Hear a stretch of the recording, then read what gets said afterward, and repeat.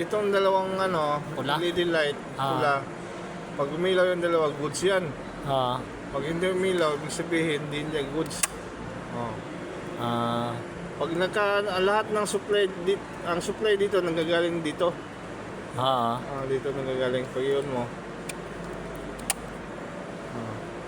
Dapat magkukulay pula, dalawa. Good yan, ibig sabihin good. Good yan. Pag nagkulay ito ng green, yan di ba pula? Pag nagkulay ng ibang kulay yan, bad yan. Hindi yan gumagana. Pag nagkulang din ng ilaw yan, itong pangalawa, hindi umiilaw, hindi gumagana yan. Hindi rin gagana. Ito yung fuse to sa dito banda. Yan mga fuse yan? Fuse yan. Taka fuse din to dito sa transformer. Fuse din to dito sa sa board. Na side board. May mga kanya-kanya siyang fuse.